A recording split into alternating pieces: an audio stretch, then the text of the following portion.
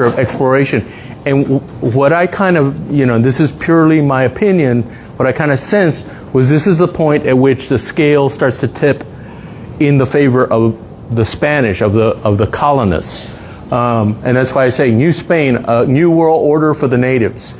The period of major explorations end in 1722 with the Aguayo expedition. That was the last one. And so they've stopped exploring and now they're settling. And in doing that, they're becoming more permanent, a more permanent presence. And, the first is the 5 missions established between 1718 and 1731. And then about 40 years later, we actually become the capital of Spanish Texas. And this kind of has political ramifications later on. One of the most interesting quotes that I found was, Spain and the friars intended to preserve the lives of the Indians, but not their Indian lifeway. This intention differed from that on the Anglo-American frontier, where the destruction of the Indian himself was usually preferred, or favored is what it says. So here's something to keep in mind. There's going to be a train wreck, because these two cultures, these two foreign cultures from other places are going to eventually collide in East Texas. So the North Americans, what I call later the Anglophones, the English speakers, have a very different attitudes towards the indigenous. And the Spanish have their own. That's not going to work in the end. So at this point, Spain has established its colonies, and the natives have a choice. They can remain out in the wild, or they can enter into the missions and become mission Indians. Since this is the mission Indian descendants, that's the path we'll follow.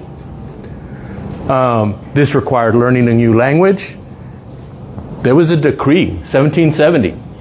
Spanish will be spoken in New Spain. So this is from Guidelines for a Texas Mission. Look at the date. What an incredible book that is. I was so lucky to find that at Half Price Books. It is specific to Concepcion, but it gives a very good sense of what's going on in the Spanish mindset. So it says the missionary should see to it also that the small children speak Spanish in order to meet the demands of the various decrees. It promotes understanding and what they're saying, and for the Indians to understand the missionary. This hit me. You know why? Because I wasn't taught Spanish.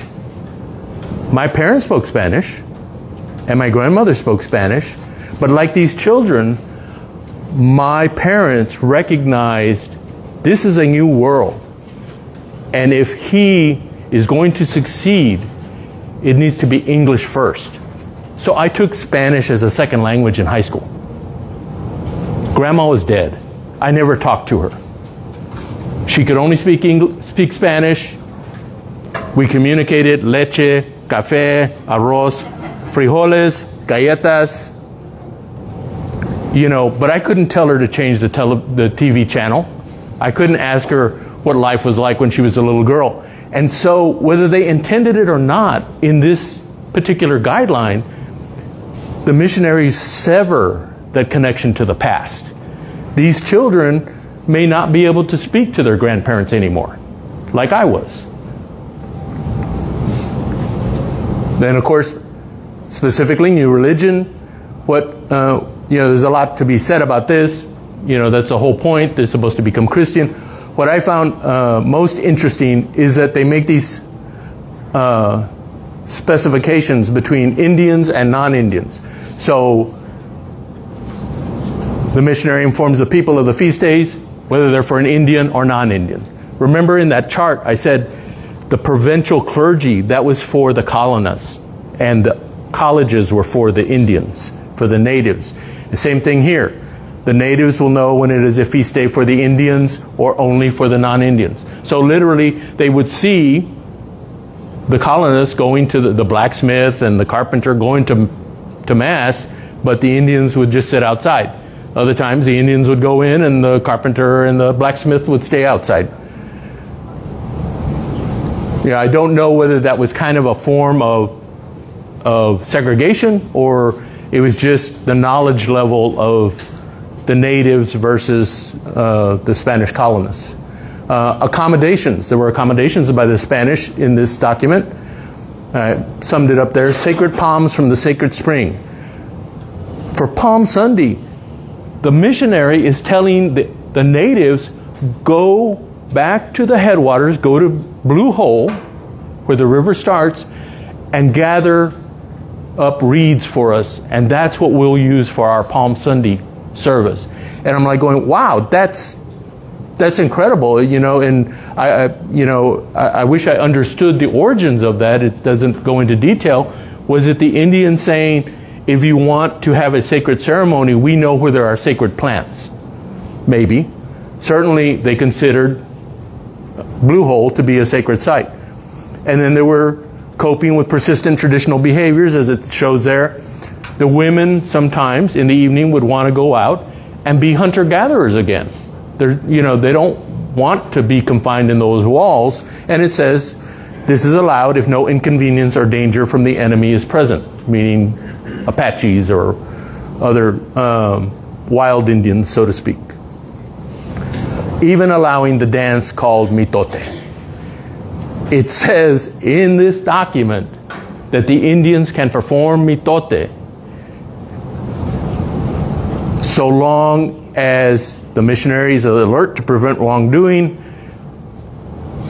And he literally says, it is my conviction when no superstition, question of celebrating an enemy's death or other sinful motive is present, then it's okay. Because the mitote is to the Indians what the fandango is to our brother Spaniards. Okay, it's a dance, it's a festive occasion.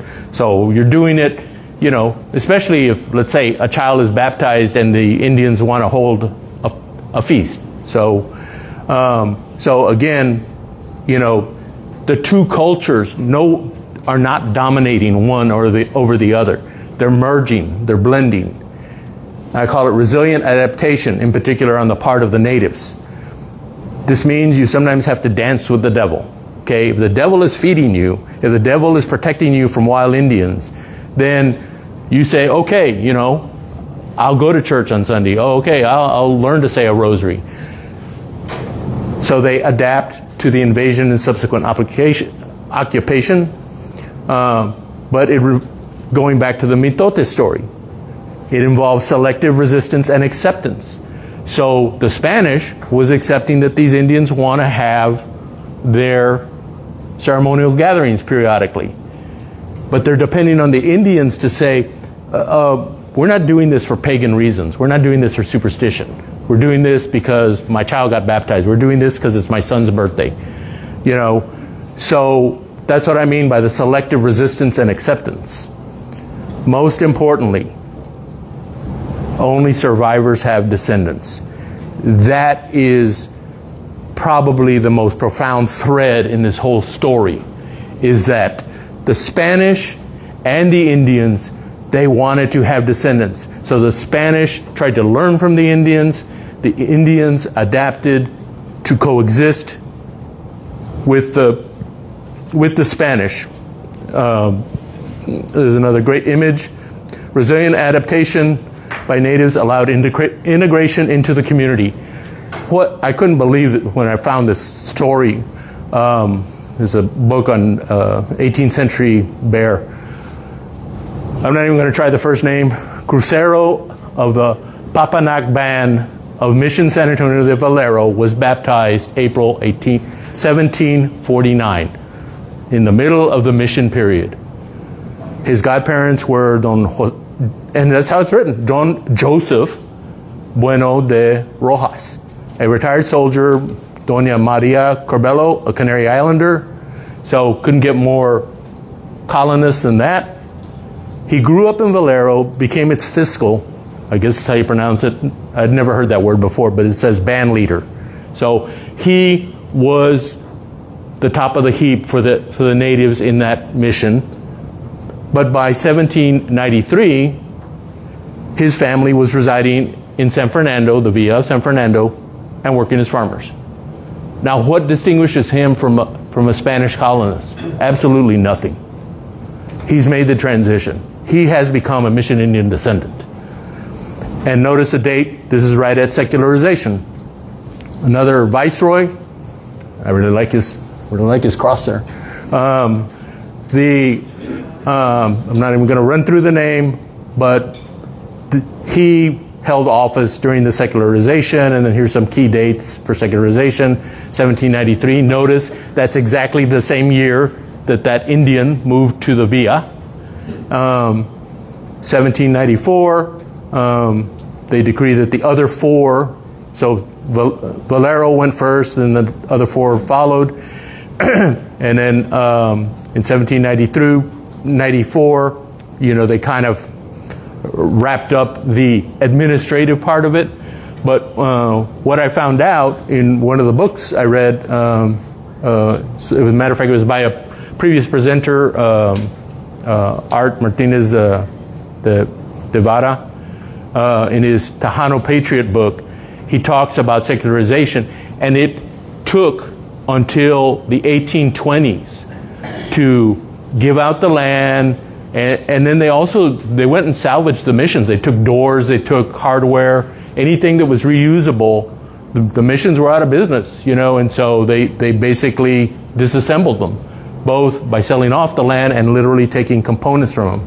So secularization is the first generation of Mission Indian descendants. These people then are drawn into the community because of foreign entanglements.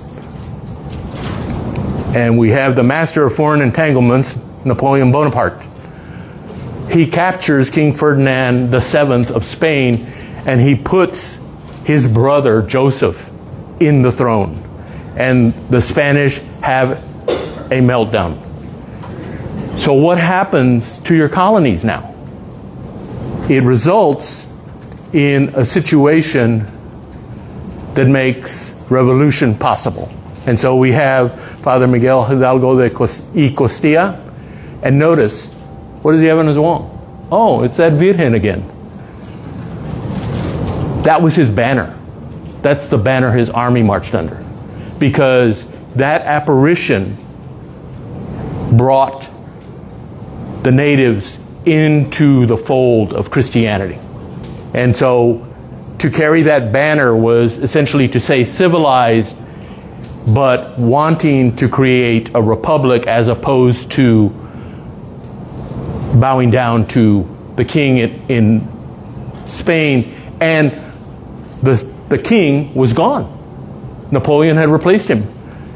So, there was kind of an inherent weakness there. And, the famous Grito de Dolores, we celebrate 16, right? September 16th and all that. That's what all this is about. And so he calls, the Creoles, the Spaniards born in the New World, to rise up and break away from the Spanish Empire. So we have the Mexican Revolution of 1810, where it is quite likely that natives of Texas joined the Republican Army. The Republican Army is the rebel army, okay? They're in rebellion against the Spanish, depicted here, the drawing by one of my sons. Here we have the Spanish troops firing on the rebellious Republicans. But look at the hodgepodge. The Republican Army. Major Perry took command of the American forces. Gutierrez de Lara reorganized the army. Miguel Menchaca was placed in command. I'm wondering, these guys even speak the same language? How are you going to win a revolution like that? And then the command structure was reorganized so that each unit had Americans, Tejanos, and Indians.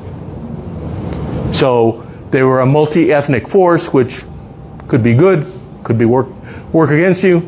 The Mexican Republic in 1825. So the Republic is essentially established in 1821, and this particular map happens to depict it in 1825. We see, this is all California, there's New Mexico. Again, notice Coahuila y Tejas. That's one province, and when that is created, San Antonio loses its status as a capital. That was one of the bad outcomes of the revolution against the Spanish. And this arm that comes down goes to Saltillo. So that meant that if you had grievances with the government, if you wanted to contest your taxes or something like that, you went from Bejar to Saltillo. Imagine trying to do that in the 1820s. So this has later ramifications with regard to the Texas Revolution. Here's another man we should all know, General Manuel Mir Itaran. This guy in 1828 is sent by the Mexican government with a small expedition of scientists to take stock of the resources of Texas, which we now call East Texas. So picture essentially the area west or east of I-35 and north of I-10. So like Bryan College Station, Nacogdoches, all that area. And on his way to do that survey, so they had a mineralogist, they had a botanist, they had draftsmen, the whole bit. He himself was an engineer. So the part I wanted out of this book, and it's called Texas by Terran. It's on my reference list, and it's an incredible book because he also took stock of the populations. Where were the Anglo-Tex settlers? Where were the Indians? Where were the Mexicans and French? But I took this passage because it specifically mentions Espada. His draftsman, Jose Maria Sanchez, felt considerable relief upon approaching the lower mission of Espada. The sight of these dwellings brought forcefully to my mind that I was still living among my countrymen.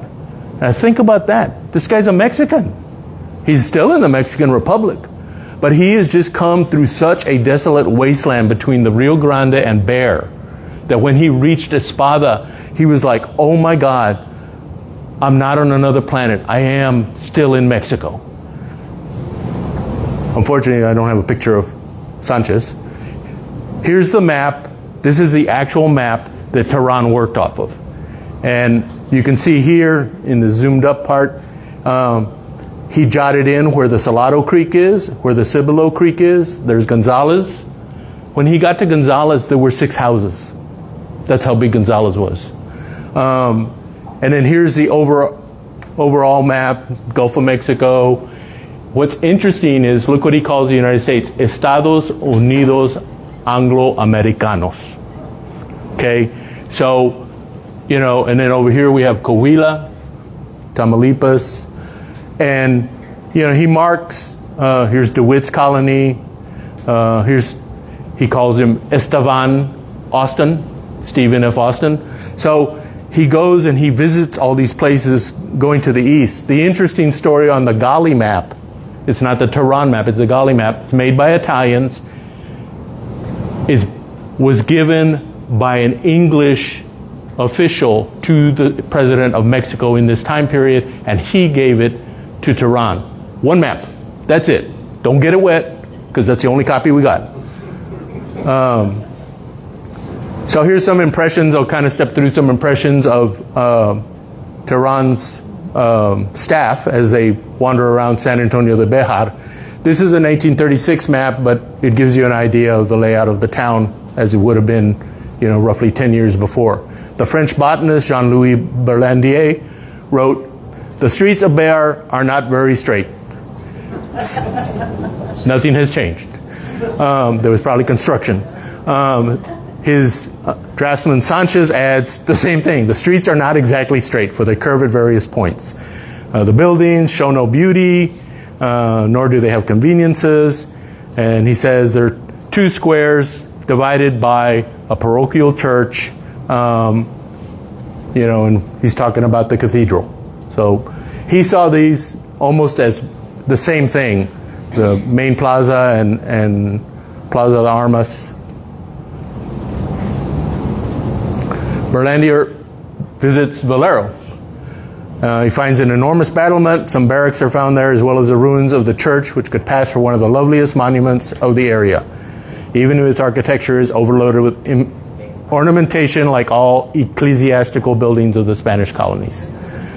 In the barracks of that mission lives a presidio company from a presidio called Alamo de Parras. Why it's called the Alamo? Because of the troops that occupied it during this period.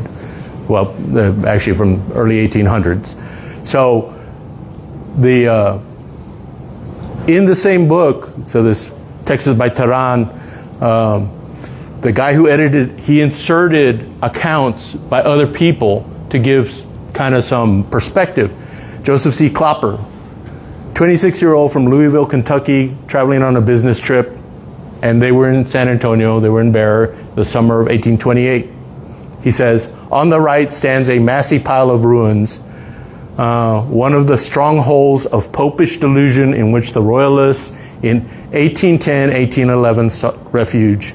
It is now a garrison. Two things about this. This guy is from Louisville, Kentucky. He's on a selling trip with his dad. How does he know about the revolution against Spain? He knew enough to throw out some dates and stuff. Now he's wrong. There wasn't a battle there. The battle was more towards the center of San Antonio. And of course, I like popish delusion. That's a reference to Catholicism.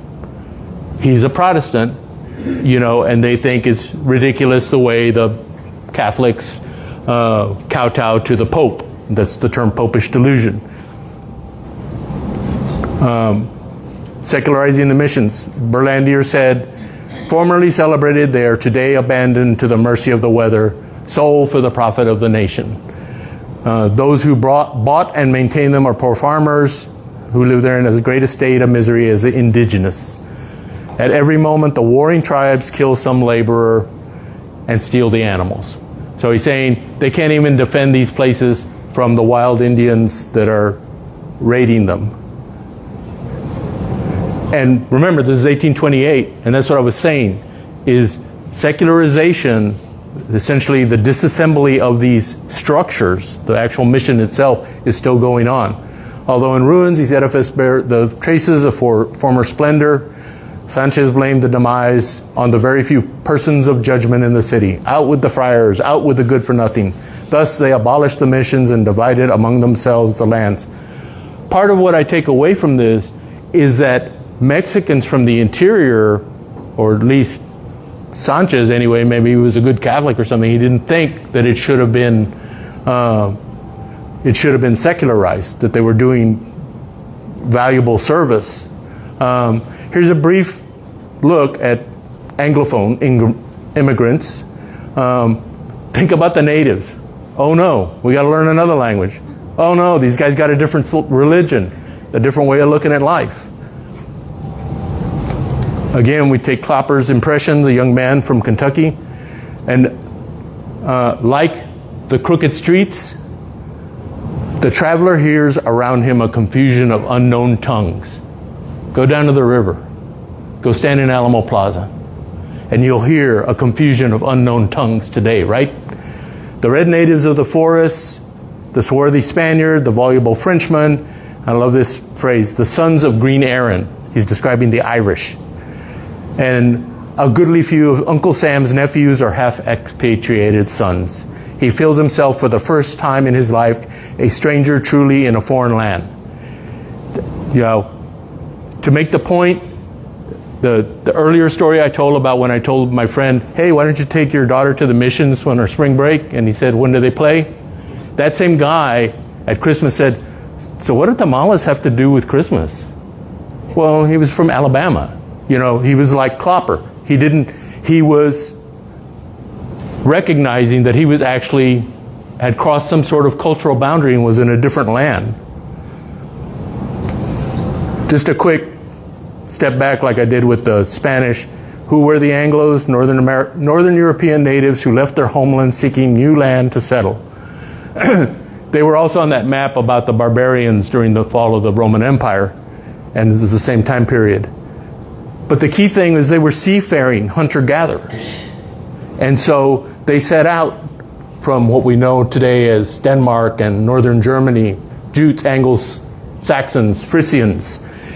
and they attacked the Romano-Britons. So the Romano-Britons were where Rome had established colonies in the British Isles. So if you've ever wondered what's the difference when somebody says I'm British and somebody says I'm English, the Briton is the indigenous. These are the Welsh and the Irish. These guys are the immigrants. And it's where we get the term Anglo-Saxon. Back to Texas, back to the 1800s. One of the other interesting things that happens to the missions is they become battlegrounds. Concepcion, 1835. After Gonzalez, the famous come and take it cannon and all that sort of stuff, they advanced on Bear, and Concepcion being south of Bear, the Mexican army tried to meet them there. And so they fought a brief battle, October 28th, 1835. There's the battle map. And you can see, so here's the mission, and you can see the maneuvering of the Mexican troops, but unfortunately, the Texians backed up against the river and had a far better defensive position and were able to inflict some pain on the Spanish. In that same time, General Martin Perfecto de Cos is preparing for the battle in Bear. And to do so, he fortifies the plazas and the Alamo. So the construction of defenses at the Alamo, the conversion of Mission Valero to the Alamo Fortress, is primarily due to the work of the Mexican Army. And so this passage here is, anybody know who Sam Maverick is? So Sam Maverick was an early colonist, and he had been captured by Cos. And he witnessed how they renovated the Alamo. They pulled down, the arches were still there. There was no roof, but the arches were on the chapel. The Mexicans pulled them down, and they built the famous inclined plane to place cannons in the chapel. So when you walk into the Alamo Chapel and you walk to the back, that area wasn't even exposed during the battle. Anybody says, look, there's blood there, or something like that, or that's a bullet hole. No, there was a pile of rocks with boards on it so they could have a ramp to drag the cannon up. In the end, it wasn't a good idea to make a mission into a fortress. So in the Battle of Bear, that's fought in December. General Cos capitulates. As Cos is leaving Bear, he bumps into Santa Ana coming back up to reoccupy Bear. And the Mexican army enters in February of 1836. The Texians hole up in the Alamo Fortress, Valero Alamo, and then in March 1836 are overwhelmed by the Mexican forces. This is a plat of the Alamo by Green Jameson. He did this in January of 1836. So this is as it was at the time of the battle. I've added some annotations for my own use, but the bottom line is look, their water supply is way out here. How are you going to survive? It's different when you're a mission. You can go out and get water from the acequias and things like that. Now you're surrounded.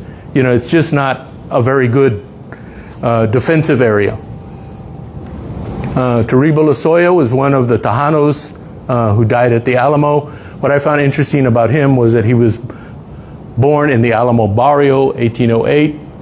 And so they actually lived in an Indian dwelling. They had been granted land during the secularization and all that. And, part of me wonders if there was only a handful of Tejanos that actually stayed at the Alamo, about 8. And I often wonder if, in fact, these men were Mission Indian descendants or had a grandparent or parent that had grown up in the mission, and so they felt they were literally defending their home, as Lozoya was. He was defending the southwest corner We have the Battle of San Jacinto, Republic of Texas comes into being. This is a great map. I got it from the Library of Congress, a digital copy. So you have your slave states, free states. Notice the Republic of Texas is not even as big as present-day Texas. And this is what precipitated the Mexican-American War, because this area here claimed by Texas and Mexico. So they're eventually going to fight over it. The Republic of Mexico still goes well up into the Northern California. One of the best labels is free territory. Is it? Or are there Comanches and Kiowas and, no, it's roamed by Indian bands up here too. But it's marked as if, hey, if you want to come over here and get some free land, there it is. One of the passages that I took out of the Constitution of the Republic of Texas indicates it excludes Africans and Indians from citizenship. Basically, this is white immigrants, this is their criteria, but down here it says all persons, Africans, descendants of Africans, and Indians accepted, who were residing in Texas on the day of the Declaration of Independence shall be considered citizens. So my question is, does that mean Christianized Indians too, or what? What's the criteria? It just says Indians, So I think part of the reason that some people will tell you Indians became extinct is because the Indian descendants needed to identify as mestizo or Tejano in order to claim the rights of citizenship in the Republic of Texas. And the Republic of Texas lasted for 9 years. So either you go south of the Rio Grande or south of the Nueces and fade out, but if you want to stay in Bear and you're Indian and you want to have some sort of voice in government, you had better call yourself something else. So I call it survival by hiding in plain sight. And I put this up because it's not hard, but it does give an idea, this lineage of Dan Arellano. He published a book, Tejano Roots, and he put his lineage, and we see that he's marking Indian affiliations, Tlaxcalan, Coahuilatecan, but then at about this point, which would probably be maybe the late 1860s, early 1870s, they disappear. There's no affiliation here. Here a mestizo, here Indian, Spanish, and mestizo. And so, I wonder if they started making that statement, identifying as mestizo, in order to have some sort of status within the Republic of Texas. And what Arellano wrote, the intermixture between Mexicans and Indians has been to produce a racial and cultural blending in Texas, Mexico, and the Southwest. There is scientific evidence of this. I found this great genetic paper, mitochondrial sequencing. Big word for the DNA that comes from mom. Okay? Other geneticists had been studying the DNA from dad, were always very male-oriented. When they did the mothers, they found that 80% of most Mexican Americans was native DNA. And then it says, by and large, the descendants of Native Americans and European Spanish ancestors. That's what Mexican Americans are. And you have also a source of African bloodlines due to the slavery in Mexico. And I quoted the SAMED website there, which I was so glad when I found that. I was like, yeah, that's perfect. They go hand in hand. Here's science and here's philosophy. And the philosophy is, yes, we recognize that many of our descendants are not only Native American, but in fact from the Spanish invader. And key phrase, to embrace one side and to negate the other would be hypocritical. Another face, another unknown man, Ferdinand von Romer. Okay, so Between 1844 and 1847, 7,000 Germans immigrated to Texas. They weren't really Germans because Germany didn't exist until 1870. They were from the different dukedoms and kingdoms and stuff like that. This guy is important because, like Mir and Turan in 1828, he comes through Texas, and he is, as you see, awarded his PhD in paleontology. He comes through and he's studying the rocks and minerals, but he is the scientist of that period. You took notes on everything. And one of my favorite accounts is he just walks into a teepee. There's some Lipan Apaches camped by the Guadalupe River, and he thinks it's interesting, and he just walks in, and I'm like, did you like knock or anything, you know? And he says there's this guy smoking a pipe, and you know, his wife's taking care of the baby and all that sort of stuff. And I think if anything, he spoke English and he spoke German, and that was it. I don't think he didn't speak any indigenous language. I don't even think he spoke Spanish. And I have several accounts from his book. And his book was called Texas. It was published in Bonn, Germany, and it was for the Germans coming to Texas, the ones that settled in Fredericksburg and New Braunfels and all that sort of stuff. There was such a flow of immigrants that he said, I'm going to make them a guidebook so that they'll have something to go by. Notice, again, with regard to the status of Germany, in 1818, he's born in the Kingdom of Hanover. We think of Hanover as a city in Germany today. Well, it was its own kingdom.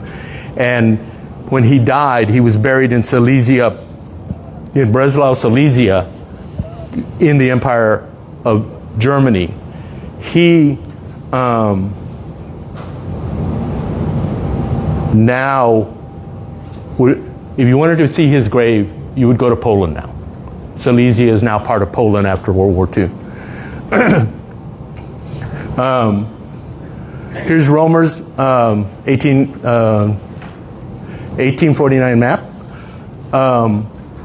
This is the complete map. It's all in German. This pink area, he actually went and mapped Enchanted Rock and the granite up in that area. He's got the Comanche Indians marked for the Edwards Plateau. Here's your Balcones Escarpment again. San Antonio is there. What I really like so I zoomed in on this part. So he actually marks where the Alamo is and the missions and this word Quellen. There's some little blobs. Quellen is source in German. That's the springs. In other words, literally the headwaters. So he really roamed around Texas. If you ever can find the book, and I made a pilgrimage because I'm a geologist, and in Texas they teach us that Romer is the father of Texas geology. So I went and made a pilgrimage, and I stood where I thought he would have stood when he wrote this. Most conspicuous remains of the ruins of the stone church, the roof of which it caved in. On its portal, the date 1758 could be read. It's right there. So I went and I stood and I looked at that date and I said, I'm standing where Ferdinand von Romer stood, the father of Texas geology.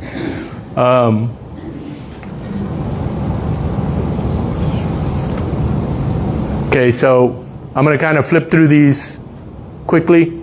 We're getting short on time. I'm going to, about 20 minutes.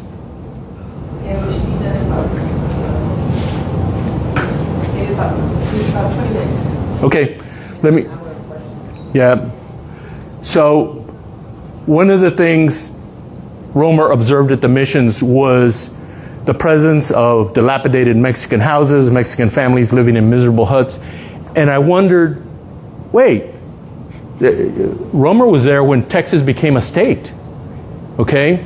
So we're the United States, and it's like, Mexicans? And then I thought, well, ethnically.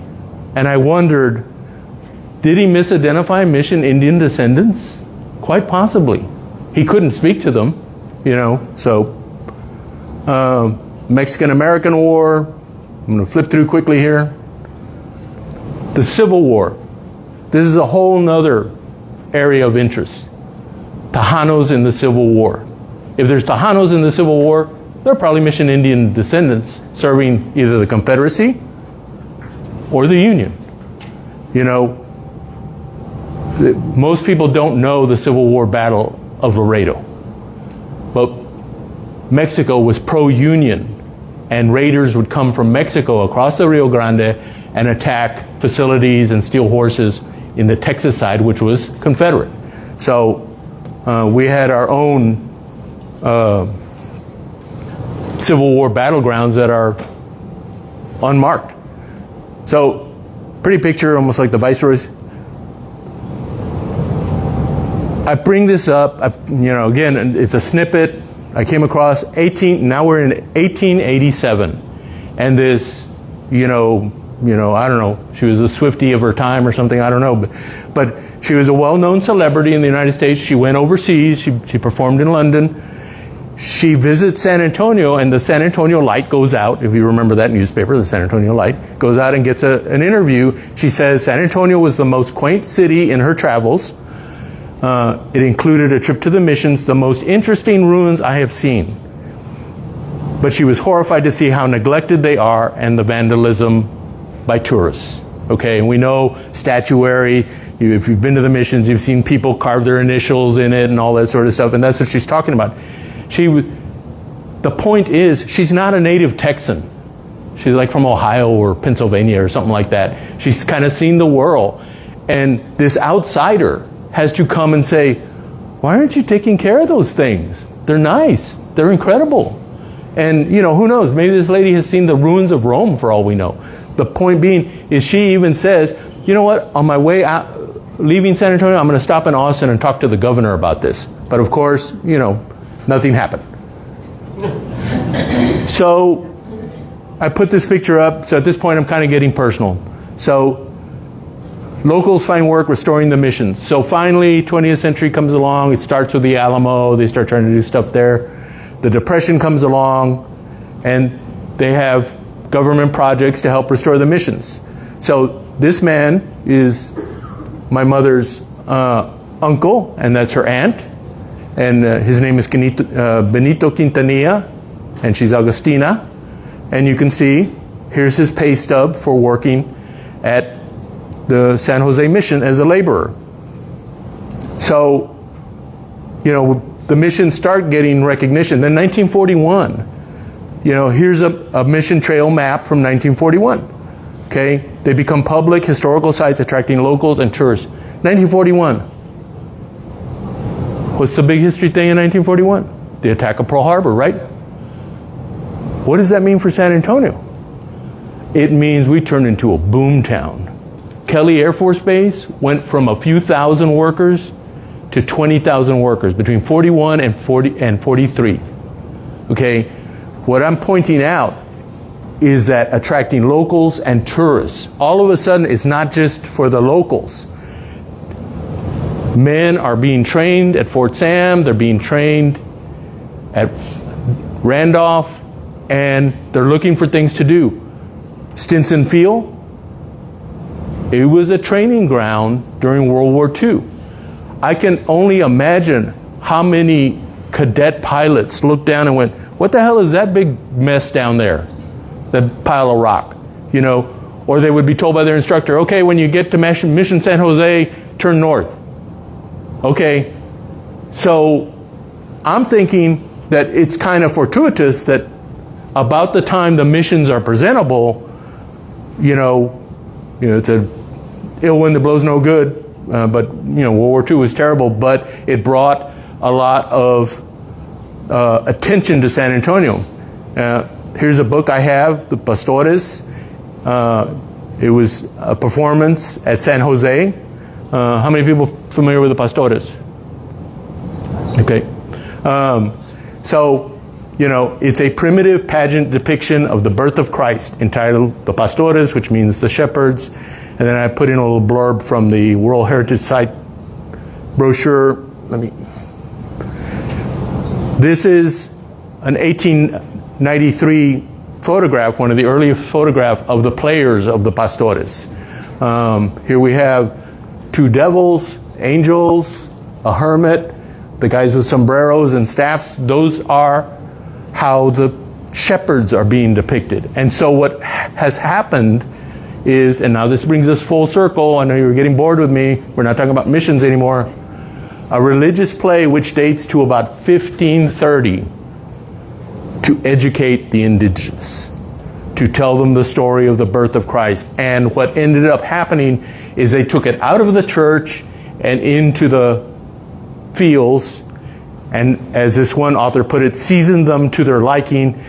In 1544 or 45, the Bishop Zumarraga objected to their farcical elements because it can be coarse at times. They selected the parts that would amuse. Do you remember the name? Zumarraga? That's the bishop that had to build a chapel for the Virgin of Guadalupe. This is the bishop who Juan Diego went to. This is a personal photograph. I was intrigued by the fact that Concepcion had a chain link fence around it. I just titled it, "The Mission Buildings, Like Their History, Are Always a Work in Progress." These are actually my wife's grandparents visiting from Houston. They made a side trip to Espada. Here we are during the 2015 ceremonies for the World Heritage Site. My son took this picture. And as we know, the San Antonio missions have created a unique culture of mission communities that blended native traditions with the newly adopted Spanish. We come to the descendants. The descendants live in the here and the now. Although the descendants are not the ancestors, they have a duty to remember the ancestors. I selected this cartoon, and it's depicting a Revolutionary War soldier from the American Revolution appearing at a meeting of the Daughters of the American Revolution. And there he is, his ghost returns, and he goes to hug his great-great-great-great-great-granddaughter who's taking credit for his deeds, and she's just appalled at this homeless person showing up.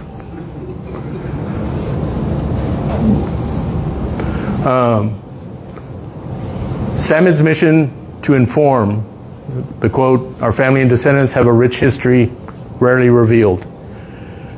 My comment, unfortunately, many historical accounts are accepted by truth and they are often biased. The most demanding part of SAMID's mission, we're also, another definition of mission, is to counter these tall tales with fact-based, defensible education. How can we reconcile this? What is the truth? Is that the Alamo? That's it, a year after the battle? Or is this the Alamo? Images can deceive us. That quote there, take it home with you, and it applies to what I'm saying today. Just because I say it, don't mean it's the truth. Maybe I got something wrong. Maybe I transposed some numbers. Maybe I forgot somebody's name. Lying or ignorance is what the title said. This was another incredible find that I came across. An 1898 textbook on geography. Humans can be classified as savages, barbarians, half-civilized, or civilized. The savages belong to the red, brown, and black races. These are direct quotes from this book. And this is probably like a sixth grader's book, okay? The Monarchs of Europe in 1910. The book also says, the civilized people of the world belong to the white race. We would say that these appear to be civilized men with their medals. King of England, Emperor of Germany, here's the King of Spain. 4 years later, after that picture was taken, they called on their people to do some very savage things. World War I. And as a result, they destroyed themselves. 4 royal dynasties disappeared as a result of World War I. Clyde Wantland served in the U.S. Army during World War I, later worked as a writer-journalist. He published this book. This is another half-price books, gem. Anybody ever seen this? Allison? No? Don't have it in the bookstore, do you? Published and distributed by Catherine Wantland, Kokomo, Alamo Heights.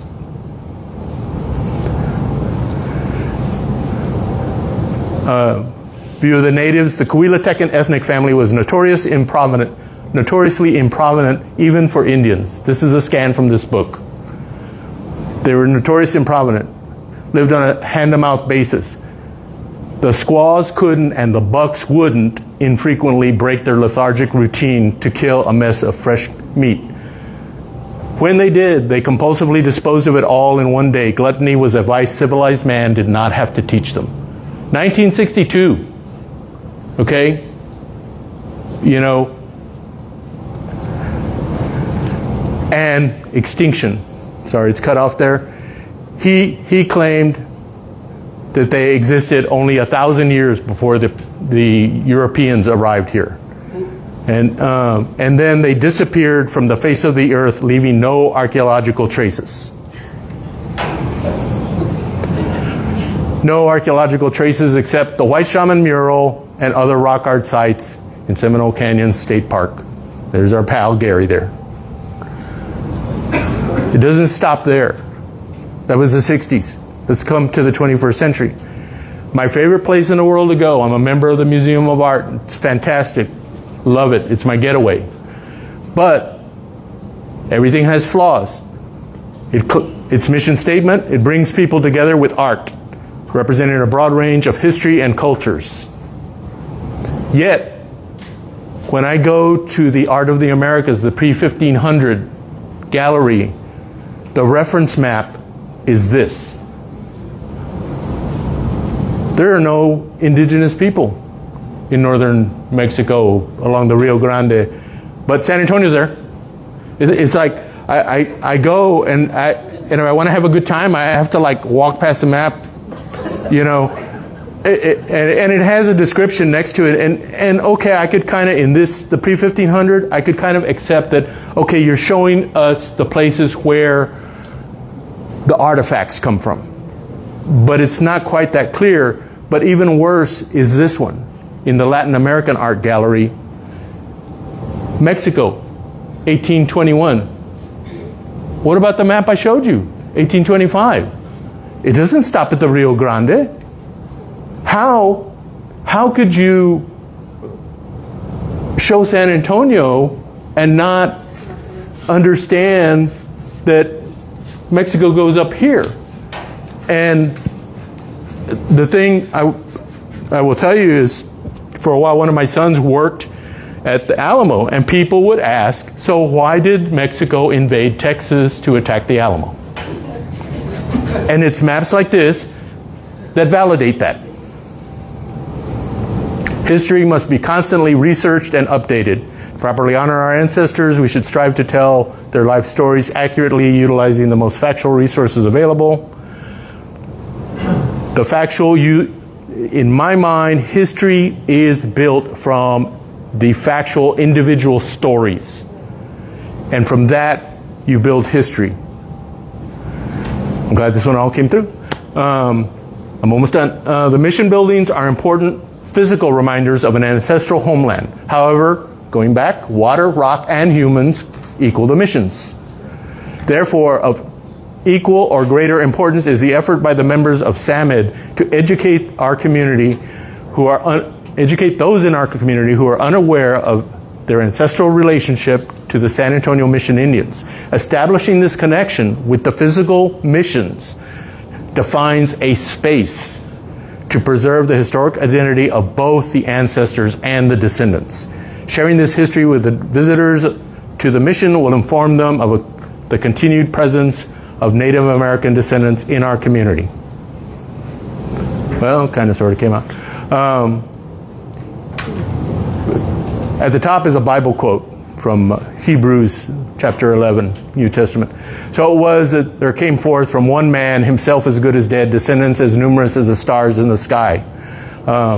This is a commission piece one of my sons did for Gary, where it shows this constellation, Eridanus, And Gary has interpreted Iridinas to show the twists and turns in the San Antonio River, and came up with the idea, let's place the missions where they should be.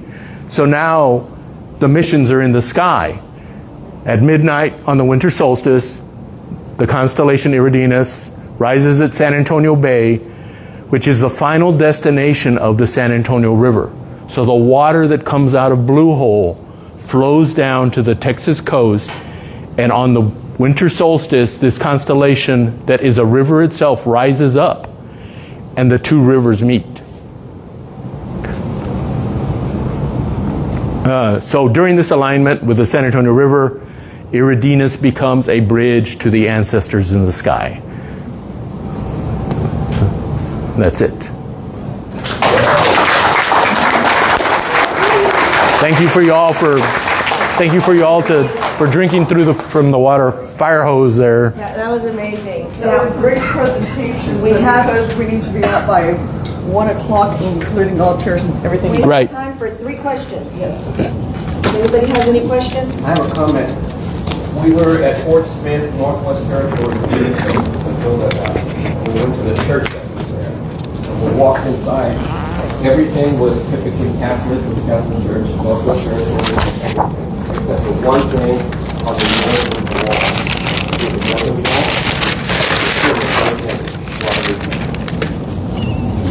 That's on the other side of the canyon. The northern territory.